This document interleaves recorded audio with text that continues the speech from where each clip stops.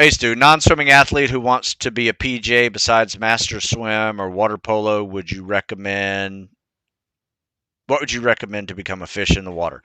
Um, my advice is swim as much as you can. I mean, I try to get SEAL candidates and at least non-swimming athletes who are SEAL candidates, PJ candidates, recon candidates to swim 5, 6 days a week, right? Whether that's a master's swimming class or a water polo workout, doesn't matter.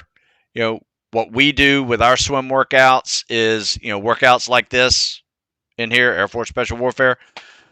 Before every swim, it's a tread to warm up or a 500 to warm up, depending on which one you need to work on the most. Then you do this workout, whether a bunch of over-unders, some 50-50 swims in there, freestyle CSS, sprint recovery type workouts. And then at the end, whatever you didn't do for your warm up, you do for the cool down. So if you opted to swim 500 yards for your warm up, you owe 10 minutes of treading for your cool down. Now you can also, every set, you can do a variety of things like resting with bottom bounces or floats or treading no hands. Those are great ways to incorporate all the pool skills you need in normal workouts. That's how I set mine up, and it has worked for so many. Even on mobility days, we do drown proofing workouts. To go through the whole series of drown proof and treading workouts. Yeah, it's how we do it. So, tied to the above, how would you break up your weekly training with swimming between masters and water polo? What should a yardage be in a week? That's a good question. Doesn't really matter. You don't need a masters workout. You don't need a water polo workout. Both are good ways to get in your mileage. Now, I will say this. Masters swimmers probably swim more mileage than you need each week.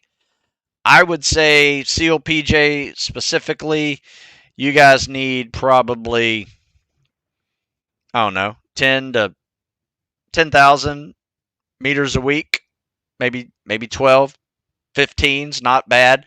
But I think if you're going any more than that, you're really spending a lot of time in the water just swimming laps versus maybe swim 10,000 and get another hour, spread throughout the week of treading and pool skills and, a couple hours, things like that. So I usually do this. I usually equate 500 meters of swimming with 10 minutes of treading. So whichever one you want to add or need to add, that's how I do it. So let's say, in a swimming workout with the masters, you're probably going to get 25, sometimes 30,000 a week, probably a little too much, depending on the masters group. At least the masters where we are, they're swimming at least 20,000 yards a week or meters a week. I don't think you need that much. I think you need half that much and then spend the rest of the time practicing all the pool skills, whether that's water polo practice or it's treading and bottom bouncing and underwater swimming and all that stuff. So, but yeah, 5, 6 days a week. Joe, additionally, what strokes should we have down pat if we want to absolutely crush Air Force A&S? For non-swimming athletes, 3 to 4 years of masters swimming, water polo be enough for selection? Yeah, that's plenty. I mean, look at this. I know plenty of people who've never been on a masters team or water polo team and get through these trainings no problem. But you need to put in the time to do that. 3 or 4 years is plenty of time.